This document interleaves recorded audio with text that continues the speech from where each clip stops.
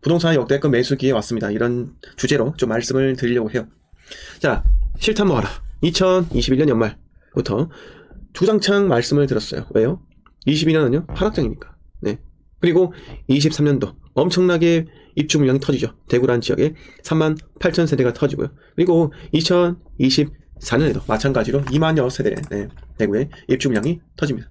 자, 먼떨만떨이에서 먼저 떨어지고 많이 떨어진 지역에 우리가 진입을 해야 된다라고 말씀을 드렸고요. 이렇게 5대 광역시, 자 어디요? 5대 광역시 어디죠? 대전, 광주, 대구, 울산, 부산 5대 광역시 중 지금 현재 가장 저렴한 아파트를 보유하고 있는 게 바로 대구 광역시입니다.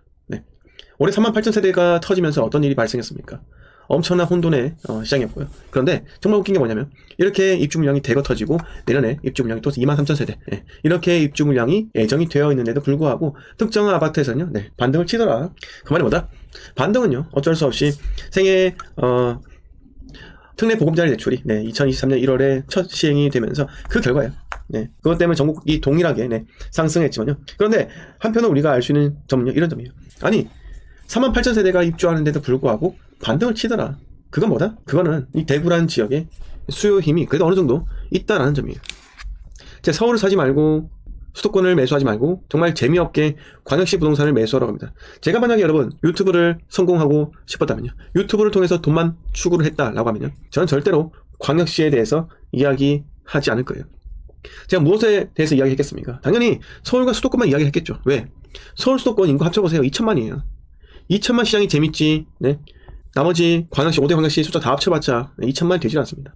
제가 뭐하러 광역시 부동산 이야기하겠습니까? 그 이유는 하나예요. 광역시 부동산이 투자에서 앞으로 재미가 있기 때문에 그런 거예요. 리스크가 적고 안전한 투자이기 때문에 제가 광역시를 주로 이야기 드린 겁니다. 그래서 저도 알아요. 조회수 왜 적겠습니까? 그 이유 서울과 수도권을 이야기를 안 해서 그런 거예요. 서울과 수도권을 매수하지 마세요 이렇게 이야기하기 때문에 조회수가 적은 거 저도 압니다. 하지만 조회수가 목적이었다면 제가 대구 부동산에 대해서 주장창 이야기 드리고 싶지도 않고요.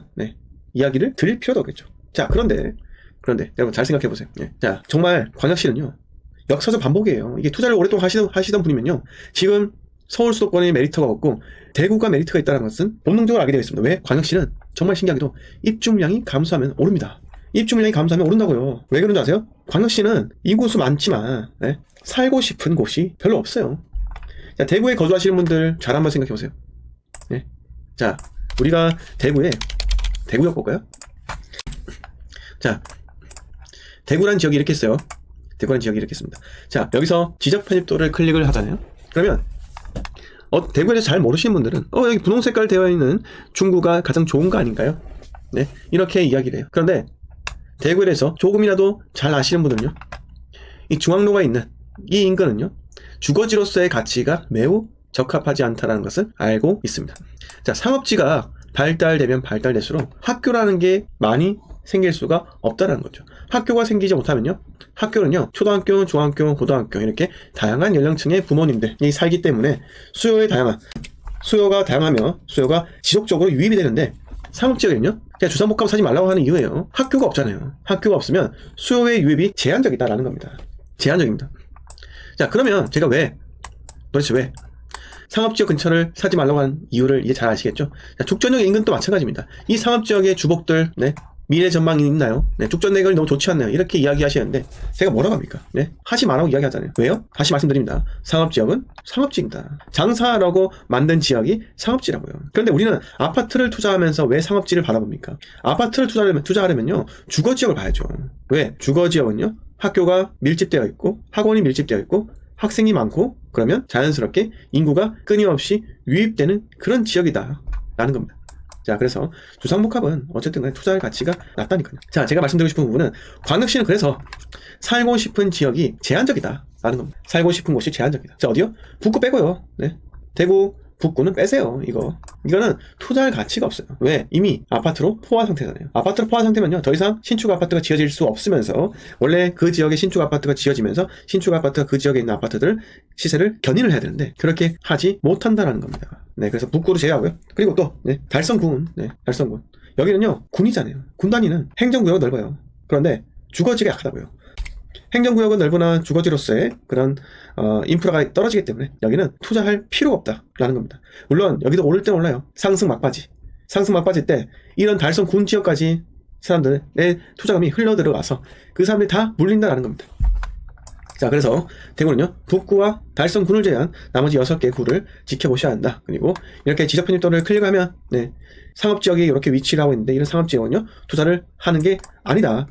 그래서 동대구역 남쪽으로 제가 투자를 하지 말라고 하고요. 네, 뭐 푸르조 브리센트하고 뭐 여기 더샵 디어엘로, 제가 더샵 디어엘로 투자하지 말라고 하니까, 저한테 막 말이죠. 네, 욕을 하고, 네, 아니 무시하고 이렇게 하시는데, 여러분, 제가 투자에 대해서 근본적으로 우리가 조심해야 될 게 뭐라고 자꾸 이야기 드리죠? 바로 리스크를 줄이는 거다. 네. 투자에 있어서 리스크를 무조건 줄여야 되고요. 그 리스크는 바로 팔 때 리스크입니다.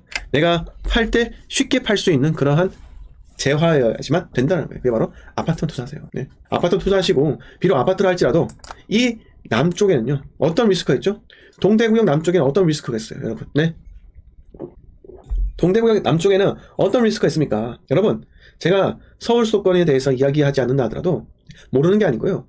네. 제가 대구에 대해서 이야기한다 해서 이 대구에 대해서 이야기하는 게 다른 지역의 부동산과 관련이 없는 게 아닙니다. 이게 전부 다 기본기예요. 네, 마들리언님, 네, 반신욕 하는데, 네, 이렇게, 네, 적어주셔서 대단히 감사드립니다. 네. 감전 조심하세요, 감전. 자, 이 대구, 동대구역 남쪽은요, 이 야놀자촌이에요. 야놀자촌. 지금 뭐다? 내가 전세 세입자를 받기 위해서 물건을 내놔도 설령 세입자가 들어왔더라도요, 네, 이런 유흥가의 리스크 때문에 나갈 수도 있다는 거예요. 아니, 전세 2년 계약하면 못 나가는 거 아닌가요? 못 나가죠. 근데 징징거리면 어떻게 할 건데요? 네. 징징거리면 어떻게 할 건데요? 여러분들은 집값을 가장 높게 받고 매도할 수 있는 타이밍이 언제인 줄 아세요? 바로 이 아파트가 실거주가 가능할 경우에는, 네, 비싸게 팔 수가 있는 거예요. 이 아파트에 전세 끼고 팔잖아요. 그러면 실거주 가능한 집보다 좀 더 낮게 팔 수밖에 없다는 겁니다. 그래서 중간에 전세 세입자가 바뀐다. 그러면 여러분들은 실거주로 가능한 매도 타이밍에 전세 끼고 팔아야 된다 이거예요. 그러면 당연히 리스크가 있지 않겠습니까? 그래서 전세도 마찬가지입니다. 전세도 안정적으로 쉽게 구할 수 있는 곳, 네. 전세가 쉽게, 전세 세입자가 쉽게 빠져나가지 않을 곳, 네. 이런 것들이 매우 중요하다는 게 제 생각이에요. 네. 자, 야놀자촌입니다. 자, 동대구에 가볼까요? 자, 동대구에 갔잖아요. 동대구역에서 여기서 보세요. 모텔을 클릭해보세요. 어때요? 모텔이 몇 개예요? 뭐 아파트 안에도 모텔 있어요? 샤프 모텔? 이 제정신인가요? 하나, 둘, 셋, 넷, 다섯, 여섯, 일곱, 여덟, 아홉, 10개. 네. 근데 플러스 4개? 4개가 되죠? 아, 여기에 호텔이 엄청 많네. 네. 훨씬 많네요. 네. 그래서 제가 말씀드리고 싶은 건 하지 마세요. 네. 하지 마세요. 이런 거는, 네, 좋지 않습니다. 네. 아무리 여기 수성 도서관이 있어 뭐합니까? 네. 여기에 야놀자촌. 자, 그래서 전세 세입자가 안정적이어야 되는데, 네, 안정적이지 않다라는 것은요, 나의 임대차 사업에 있어도 좋지 않다, 이렇게 말씀을 드리고 싶습니다. 자, 오늘 뉴스를 몇 개 말씀드릴 건데요. 자, 뉴스 한번 보세요. 한 달 새 2억도 서울 아파트값 상승세 꺾였다. 지난 3일 서울 강동구 고덕 아르테온 84제곱미터 아파트가 14억 6천만 원에 거래되었다. 지난 9월 이 단지 같은 평형 아파트가 16억 8천만 원에, 네, 팔렸는데 두 달도 안 돼 2억 원 넘게 하락한 것이다. 인근의 한 공인 중개사는 가격을 이전보다 내린 아파트만 거래되고 호가를 유지하는 매물에 관심이 없다, 이렇게 이야기를 합니다. 자, 이거는 22년 9월 대비해서 23년, 네, 10월달 이렇게 낮은 거래가가 이렇게 형성이 되었다는 거고요. 자, 서울 아파트 월별 실거래가 변동률이 2022년 12월 달에 이렇게 낮았다가, 네, 올랐다가 특례 보금자 대출이, 네, 실행이 되면서 올랐다가, 네, 보합되었다가 지금 다시 떨어지고 있다라는 겁니다. 자, 서울 아파트가 10개월 만에 하락. 네, 보시면 최근 나오는 부동산 통계를 보면 올해 들어 줄곧 오르던 집값이 숨고르기에 들어간 것은 분명해 보인다. 15일 한국부동산원이 공개한 실거래가 지수 통계에 따르면 지난 9월 서울 아파트 실거래가 지수는 1.05% 상승하며 전월 대비 상승폭이 줄었다. 10월 실거래가 지수 잠정치는 오히려 0.45% 하락했다. 신고기간이 남은 상태로 집계된 통계여서 확정값은 아니지만 올해 1월 이후 10개월 만에 하락세로 돌아선 것이다 라고 합니다. 자, 그래서 최근 실거래가 가격이 하락하는 아파트 단지도 잇따르고 있다, 이러면서 아파트 실거래가 하락 사례 이렇게 지금 나오고 있고요. 노원 상계주공 6단지 송파 헬리오시티 강남 도곡넥슨 이렇게 낮아지고 있습니다. 자, 상계 노원의 모 아파트가 지금 오늘 뉴스에 나왔죠? 네, 보셨습니까? 정말 심각해요. 초등학생이, 네, 돌 있죠, 돌. 바람에 다치지 말라고 그 돌을 놔뒀더만, 복도시 아파트인데 그 돌을 1층으로 던져가지고 지나가는 70대 노인이, 네, 맞고 사망했습니다. 네, 노원 인식 좋지 않아요 지금. 네. 자, 이거는 뭐 참 이게 고인의 명복을 진짜 빕니다. 네. 집값 2차 하락, 네, 올가 엇갈린 전망. 자, 이 뉴스를 왜 꺼냈을까요? 보세요. 자, 자, 한국 경제 뉴스 제가 어제 말씀드린 뉴스인데요. 5천만 올려서 내놓을게요. 중개업소 전화통에 불렀다. 자, 며칠 전에 네, 오선 세교 뭐 구리 등등해서 신도시 8만 호의 신도시가 발표가 났잖아요. 신도시 택지지구. 네, 보시니까 네, 보면 이 신도시 후보지 주변의 아파트들이 호가가 일제히 높아졌다는 겁니다. 이 수도권에. 네. 그런데 제가 뭘 말씀드리고 싶은 걸까요? 어떤 뉴스에서는요 오른다, 어떤 뉴스에서는요 내린다, 이렇게 이야기하고 있습니다. 그런데 2022년 한 해만 하더라도요 집값은 모두 내린다라고 한 목소리 이야기를 했었어요. 그때 우리가 아는 수많은 부동산 전문가들은요, 네, 어땠습니까? 모두 멘붕과 충격에 빠졌어요. 멘붕이었죠. 왜? 2022년에도 10% 상승한다. 2022년 8월 달에 전세 내려오면서 전세가 폭등한다. 이렇게 이야기를 분명히 했었는데, 집값과 매매가와 전세가 모두가 빠지니까, 아, 내가 이때까지 상승 사이클밖에 겪지 못했구나. 아이고 부끄럽다. 이렇게 하면서 망했다는 거예요. 근데 저는 뭐라고 했습니까? 21년 연말부터 집값 하락한다 했죠. 왜? 대출 규제가 본격적으로 시행이 되면서 수요가 감소한다. 이제 변곡점이다. 이렇게 말씀을 드렸고 그 결과가 결국은 맞기도 했습니다. 자, 보세요. 부동산이요. 이랬어요. 이렇게 올랐다가 뚝 떨어졌다가 이렇게 올랐다는 거예요. 이때 특례보금자 대출이 시행이 되었고요. 특례보금자 대출이 중단이 됩니다. 이게 올 10월 달이에요. 그런데 특례보금자 대출 때문에 상승했는데 특례보금자 대출이 중단되면 당연히 하락하겠죠. 네. 그거는 간단히 산수만 알아도 초등학생도 누구나 다 아는 사실이에요.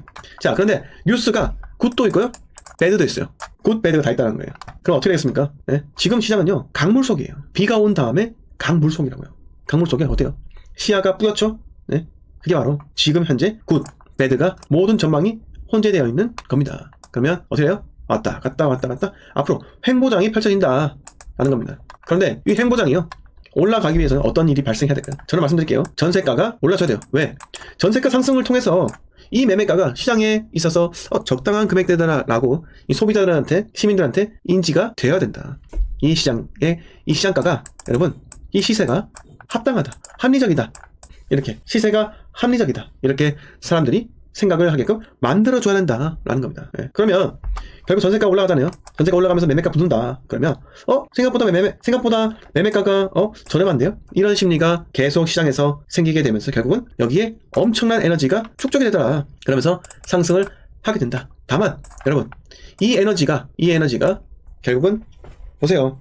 냄비가 있잖아요. 크면 클수록 물이 많이 담기죠.